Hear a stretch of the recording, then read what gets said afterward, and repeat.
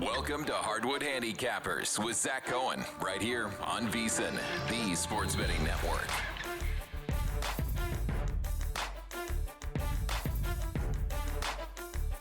This is Zachary Cohen, VSiN.com senior editor, with an episode of Hardwood Handicappers for Monday, April 13th. We are recording this at 10:30 a.m. Eastern, and we have some meaningful basketball to talk about. The NBA playoffs are here. It starts with the play-in tournament on Tuesday, April 14th, where we will see, two games, one between the Heat and the Hornets in the 9 versus 10 in the Eastern Conference play-in. And then we'll also see my Suns hosting the Trailblazers in the 7 versus 8. So we're going to talk about those games on the Tuesday show. I will give you out a play a little bit later in this show. So I do have one already in for those two games, but I did want to talk mostly today about the series that we already have set with some, early leans, early thoughts on the two, series we'll see in the Eastern Conference, the two that we'll see in the Western Conference, one of them being Knicks taking on the Hawks in the East in the 3 versus 6 matchup. Then you have the Cavaliers taking on the Raptors in the 4 versus 5. In the West, it's the Lakers taking on the Rockets in the 4 versus 5 matchup, and the Nuggets taking on the Timberwolves in the 3 versus 6. And I'm very much looking forward to all of these series. We'll do some heavy in-depth analysis on this stuff starting tomorrow. I'll do one of the conferences with Kelly Bidlin on Tuesday. I will do another one of the conferences on Thursday. We should have another guest for you. We're trying to line up on Wednesday where we'll kind of sound off on the Wednesday night games for the play-in and then a little bit of everything. And then Friday's show will hit the Saturday games that we know are happening and, do a little bit more of kind of series previews. But this entire week will be dedicated to the postseason. I'll talk a little bit at the end of this show about what we saw with Doc Rivers departing in Milwaukee, Giannis Antetokounmpo kind of sharing his thoughts on the Bucks season and a little bit of that. But let's start with the stuff in the Eastern Conference, where these are not official plays for me, but I would say that some of them are plays that I'm definitely looking to make. I'm just kind of waiting for, more prices to come out. I'd like to see if I can find some better numbers. But in the Knicks series against the Hawks, I think you're getting a really generous price on New York minus 1.5 games. So that would mean New York wins that series in 6 or fewer games. I also think that there's a chance the Knicks win in 5 or fewer. So I'll be looking at the Knicks on an alternate spread of minus 2.5 games at like plus 175. That's one that I'm holding off on firing because I do hope to get closer to plus 200. But here's where I stand with that series. Without getting too heavy into the X's and O's, I just feel like we saw a lot from Atlanta after the All-Star break. This was a team that was very good defensively, a lot better offensively once they kind of moved to CJ McCollum in the starting 5. And it's a team that I think was fantastic to end the regular season. But it was also a team that I thought struggled in games against, good competition. And that includes a game against the Knicks about a week ago where Atlanta hosted New York in a game you really would have thought the Hawks had to have. And the Knicks go out there and they win in Atlanta in a game where, the Hawks outshot the Knicks 16-11 from 3. And New York had 2 more turnovers than Atlanta, finishing with 17 in the game, whereas the Hawks had only 15. So that was a game that if you kind of look at the numbers, you would expect that the Hawks would have won. But it was the Knicks that found a way to win on the road. And I just don't really see why Atlanta is expecting to beat New York. And they certainly liked their chances because in the final day of the regular season, the Hawks had an opportunity to be the number 5 in the Eastern Conference. They decided to sit their starters and key rotation pieces in a winnable game against the Heat and choose to be in that 6 slot. So they wanted the Knicks. I don't know why, but I do think that the Knicks are a better team than the Hawks. And I'll also add that I think New York is a feisty team, a driven team, and I think that they're the type of team that they're going to throw that up on the bulletin board and just say, all right, this team wanted us, let's go smoke them. And I do really think there's a chance that this is a pretty lopsided series. Like, I know that the Hawks were kind of a force towards the end of the season. I think they're trending in the right direction when you look at like the long-term goals of the team, because I think Jalen Johnson had a fantastic year and, some of the other young pieces did well, and they do have another great pick coming up in this draft, via the Pelicans. It seems like everything on the team, by the way, came via the Pelicans. If you just look at like starting 5 with Dyson Daniels, CJ McCollum, then the pick coming. It's just they were gifted a little bit from New Orleans. But I do think this is a series New York wins, and I think New York's going to have a good chance of beating the winner of the other series too. I think if it's Boston, New York, I kind of think the Knicks are going to find a way to win, but we'll talk about that. We'll save that for down the road. But I do really like the Knicks on their series spread, and I think there's a chance that they cover the alternate spread too. I think this is going to be maybe close games like we saw last year when the Pistons took on the Knicks, but I do think it'll be a series that New York comes out on top more often than not, and I think that they're going to do it relatively convincingly, even with like a new head coach in there with Mike Brown. I know this is going to be a little different what we're going to see from the Knicks in the postseason. Not exactly 100% sure what to expect when it comes to rotations and the style of play, but I always said when they hired Brown and when we saw it throughout the regular season, they have the fallback of leaning into like Jalen Brunson hero ball, and if that's the way it needs to go at the end of the game, that's the way it's going to go, and he will probably win you that game. He has been one of the most clutch players in the sport for, years now. So I really like this spot for New York. Moving on to the Cavaliers at the Raptors, not at the Raptors, hosting the Raptors, I guess, in the best of 7. They will have home court advantage. This is another one. I expect it to be pretty lopsided. I like Cleveland minus 2.5 games in this series. Haven't played it yet. Maybe I will, maybe I won't, but this does feel a bit like a series that's going to end in a gentleman's sweep. I just think the Raptors have a chance of winning one of their games in Toronto, but this doesn't feel like a good matchup for Toronto. I feel like this is a team that all year long we kind of ripped on their center position. Jakob Poeltl's a player I like, but he's definitely overpaid, probably a little overstretched too as like a starting 5 on a team that doesn't really have that much talent. And the backup center position, good for the regular season maybe, but probably not as good for a postseason series where you're able to target a guy like Mamu and, maybe Murray Boyles plays some small ball 5, but definitely going to be very small compared to this Cavaliers front court, which is massive. I just feel like Cleveland's going to have a huge advantage inside with the trees, and I think that there are going to be series where opponents are able to kind of attack those guys and play into their lack of foot speed by just playing a little bit small and throwing some firepower on the floor and hoping to outscore the Cavaliers. But this doesn't feel like that series. This Raptors team, very 2-point oriented. They take a lot of mid-range 2s, take a lot of shots at the basket. They don't shoot enough 3s. And overall, like if you're lacking firepower, you're lacking shot-making talent, this really is not the series that you want against a backcourt with Donovan Mitchell and James Harden. I just feel like those two are going to absolutely explode against Toronto. And I do think, like I said, the defensive, stuff is going to favor the Cavaliers just with the size they have inside. I also love the depth that Cleveland has. I think they go 9-ish deep with players that can competently play in a playoff series. Toronto, maybe 7. I think that maybe is a stretch too. I feel like maybe it's 6 or 7. I just really, really think this is going to be a lopsided series. So I'd be laying the games. If you want to, parlay something and go like Knicks minus 1.5, Cavs minus 1.5, if you're nervous about where this might go, if you think Toronto wins 2 games at home, I wouldn't, hate doing that either. But I do think that these two teams are going to win somewhat comfortably. I thought that the East playoffs were going to be really, really interesting like a week ago. The injury to Joel Embiid, and not the injury, the appendicitis, the removal of his appendix, that really put a damper on things because it seems like he's not going to be back in time for an opening round series. And then the Hornets falling to where they fell and making this so that it's potentially going to be Toronto in the 5, which we know, and then maybe a team like Philly in the top 8. Like it just got a lot worse over the last couple of days. So I think we're going to see some lopsided series. Maybe the second round ends up heating up. That's the way it's probably going to be in the Western Conference. But yeah, definitely a bit of a damper for the East with some of the changes we've seen in the last couple of days. But that's the way I'm thinking for the 2 matchups that we absolutely know right now. If you're looking to sharpen your edge this NBA season, VSiN Pro is where to start. Get advanced analytics, player prop projections, and expert insights used by serious bettors every single day. Try it out for only $9.99 for your first month and see what smart bettors are using to beat the books. Head to vsin.com/subscribe and check out all of the subscription options. And this is a really good time to be a VSiN Pro.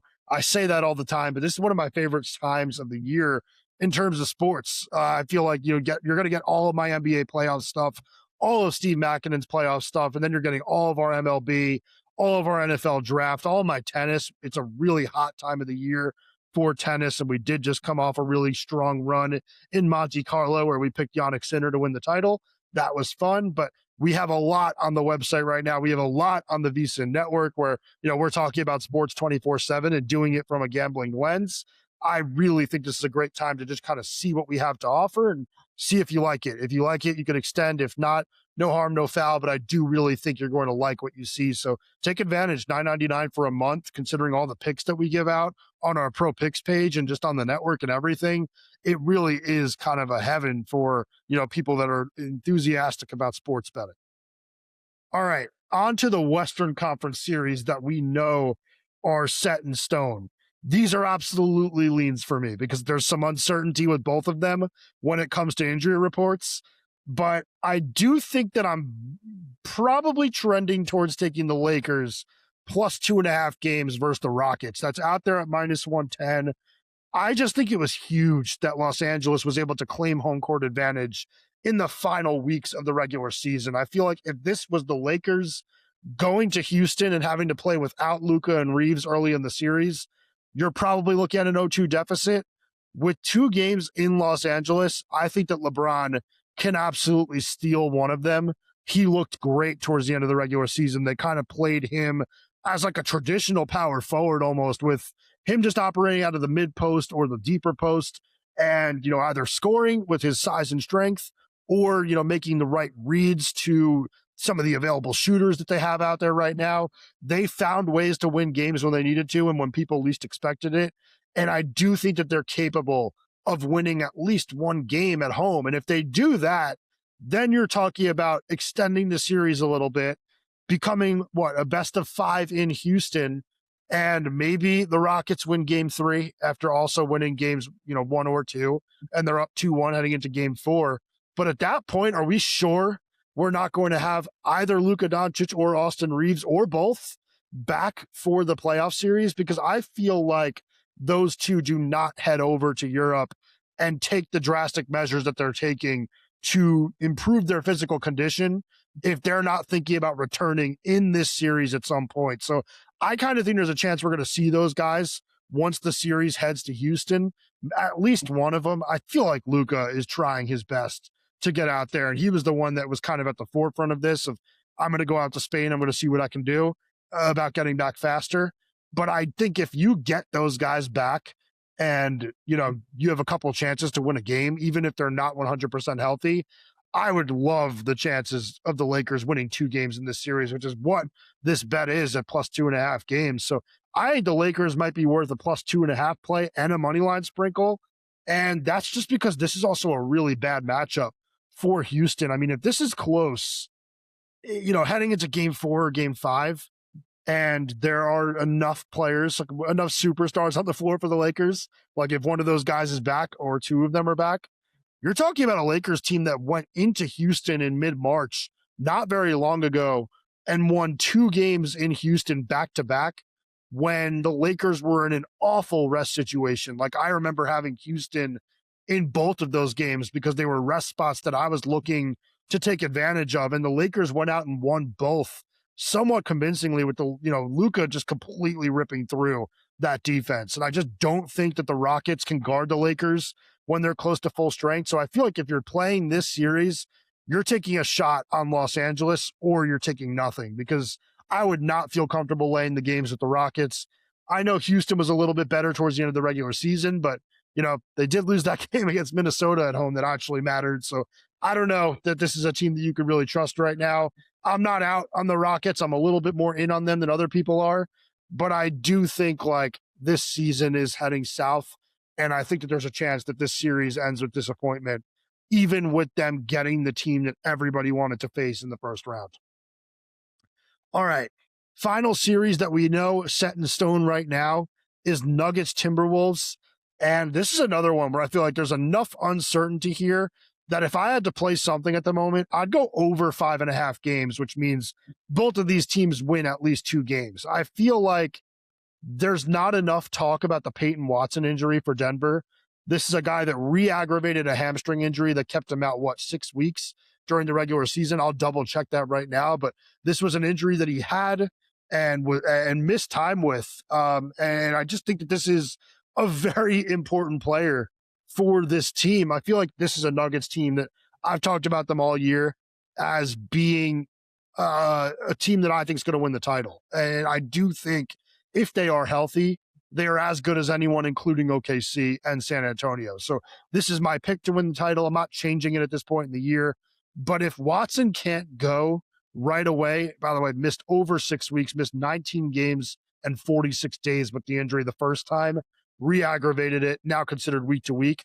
If he can't go early in this series, you're talking about a Denver rotation that already lacks kind of competent, playoff level perimeter defenders going against Anthony Edwards, who's one of the best scorers in the entire NBA. And I just don't think it's fair to throw Christian Brown on him and say, all right, that's your matchup, go out and guard him. I feel like that's going to be really difficult for him. I think you're going to need Watson at some point early in this series to come back healthy and be a reliable on-ball stopper for you for extended periods of time. So this is an injury that, like, week to week, and these series start this weekend, he might miss game 1 or game 2. So I don't know. I feel like this is going to be a little bit closer than people think. I would still think Denver finds a way to pull it out and gets us to that, Spurs Nuggets series that we're all looking forward to watching. But I do think it's going to be a little bit tougher than people think. I said it all year. I feel like Minnesota was disappointing throughout the regular season, but I did think part of that was them kind of sleepwalking through the year and looking forward to getting back to the postseason, where they've lost in back-to-back Western Conference Finals, but at least made back-to-back Western Conference Finals. It's a playoff formula that we now know works with this team, where they lock in defensively, they make games ugly, and then they have Ant to create offensively, and they have Julius Randle to create offensively. And these two teams, by the way, very familiar with one another. It feels like they meet every year in the postseason. So I don't know. I feel like this is going to be a long series. I would look to the either Timberwolves plus 1.5, 2.5 games, or the over on 5.5 games. And maybe I'm wrong. I mean, I do have a play on the Nuggets to win the NBA title at plus 850. So kind of would prefer Watson comes back, and I am wrong about a smaller play like this.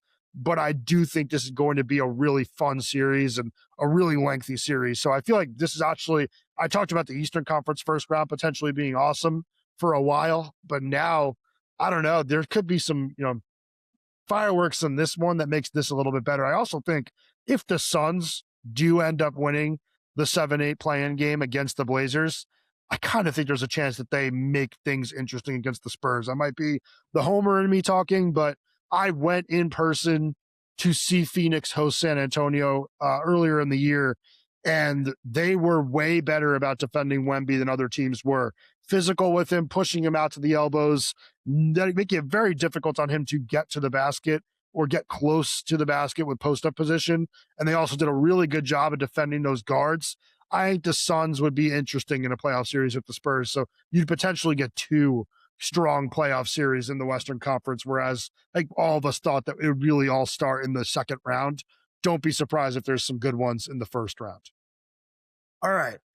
I will give you my one pick for the play-in after I quickly address something that's not playoff related, and that's everything we saw unfold with the Bucks yesterday. Right after the game, right after they finished their season going 32-50, we find out that Doc Rivers is out as the head coach of the Milwaukee Bucks. They are saying that Doc stepped away.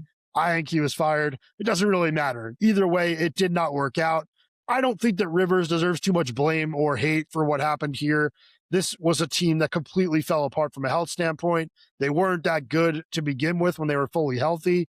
And this just kind of went the way that you would expect it to go, with Giannis missing as much time as he did during the regular season. But not surprising whatsoever, especially considering his age, especially considering his goals at this stage of his career.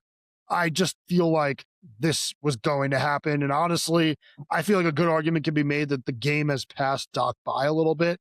Not sure we're going to see him get another head coaching position, although he does seem to pop up whenever teams are searching. So maybe I'm wrong, but I think this was the right decision for Milwaukee to look in another direction. There are good coaches out there. I mean, the one you're going to hear immediately for every opening is Taylor Jenkins, who fired by the Grizzlies, did a really good job in his time in Memphis. And with the Grizzlies struggling this season, he only looks a little bit better. So I feel like Jenkins is going to get, some offers, and he's going to have his choice of where to go. And maybe he doesn't choose this team if Giannis isn't around, but it's somebody that's out there that's worth consideration.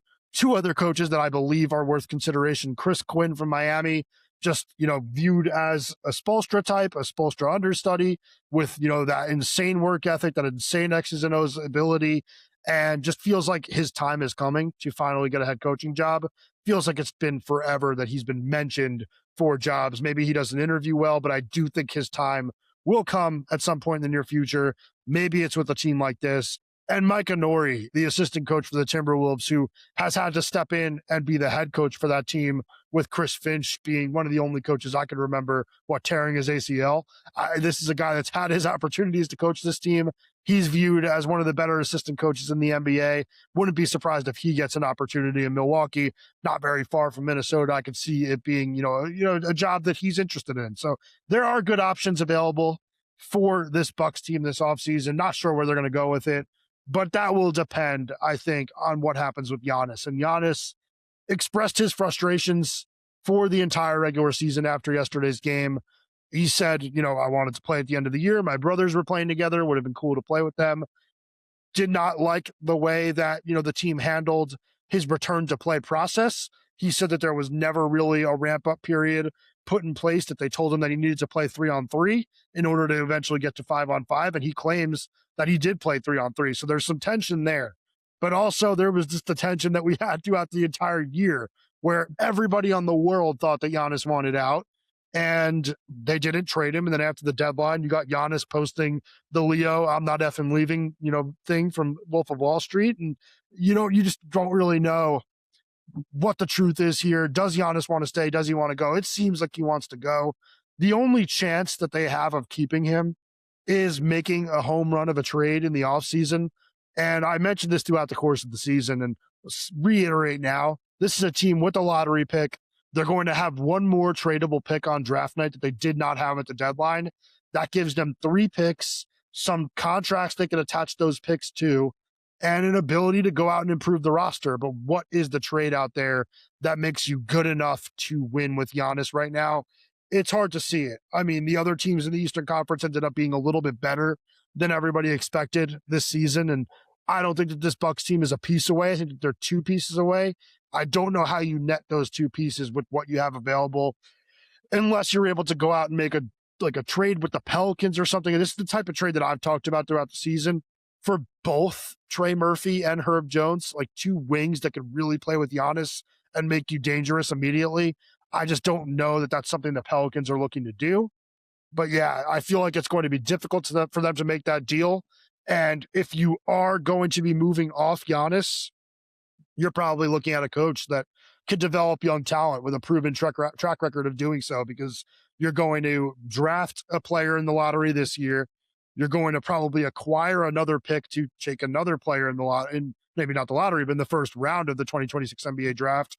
And you're probably going to acquire, a pretty talented blue chip young player in the NBA, depending on where you send him. So I think that, prioritizing a coach that has developed well in the past is something you want to do, or at least prioritizing a coach that has been part of a system that has developed well in the past, which is why I mentioned Quinn before. Like, the Heat never draft at the top of the draft, but they always seem to find ways to turn players into role players and find guys from the G League, undrafted free agents, all of that, because they have such a good culture in place and, internal infrastructure in place to develop talent and make guys better and get them all in the best shape of their lives, get them to improve things that they never were good at before. I feel like maybe if you could get Quinn and he kind of brings that to Milwaukee, that's not a bad idea. But I do think there's going to be some coaches available that satisfy everything they're looking for. It's just a matter of which direction they go in the offseason. All right, before I give you my one pick that I have for Tuesday's play-in games, I will say, attention to any listeners who are new to VSiN. Signing up for our free daily newsletter is a great way to catch up. Delivered straight to your inbox every morning, VSiN's newsletter offers picks, data, and strategies for the day's betting menu. Sign up for free now at vsin.com/newsletter and start receiving your free newsletter tomorrow morning. That's vsin.com/newsletter. Stay ahead of the game and bet smarter with VSiN. All right, I teased it. I'll give it to you right now. I have one play-in for the play-in games so far. I haven't really dove into player props yet. I probably will add some other picks in terms of sides or totals. But as of right now, the one play I jumped on, Blazers Suns under 218.5 minus 110. Don't want to go too heavily into why I think that's going to be a low-scoring game. Would rather save that for the Tuesday episode, which will focus on the Tuesday play-in games and one of the two conferences. So we will save that, but that is a play that I'm making. It is one that's going down a little bit. So maybe it's worth throwing in now, telling me at the moment so that you don't miss out on a number if it continues to drop, which there's certainly a chance that it does. There was actually 221 like way earlier this morning, and I wish that I jumped on it there, but 218.5 is the number I got. Either way, we will talk about these games tomorrow. I will give you my case for that under, and we will talk about the other games. So definitely join us on the Tuesday episode of Hardwood Handicappers. I will be joined by Kelly Bidlin. We'll run through those two games. We will run through some series previews, really diving into a little bit more of the X's and O's and some of the prices available. I'm sure Kelly will bring his own unique perspective on those two series that we will talk about. But I am really looking forward to this postseason. VSiN.com should be your home for all of it. By the end of the day, I will have play-in previews up. I will have, some early outlines, maybe even previews up on the website of series, stuff. I will have a write-up for every single series with a pick or a lean on every single one. So you will get a series preview from me in written form over at vsin.com for all of them. You'll also get something from me for every single play-in game. And then throughout the course of the playoffs, I'll be hitting you with daily best bets and player props as I did throughout the course of the regular season. Up until the time where the games start to spread out a bit. Once we have fewer games per night and time in between games, I'll move to individual previews and just hit everything with, in-depth analysis, picks, player props for both, everything. So this is a really good time of year to be at vsin.com as a VSiN pro, because I'm just going to hit you with as much NBA as humanly possible over the next couple of months. My wife's going to hate it, but I will be busy. I'll be working. We will be watching. So make sure you join us for the Tuesday episode of Hardwood Handicappers and join us throughout the rest of the playoffs. And if you enjoy this podcast, please like, comment, rate, subscribe, whatever you can do to help us out over on Spotify, Apple, or YouTube. We would really appreciate it.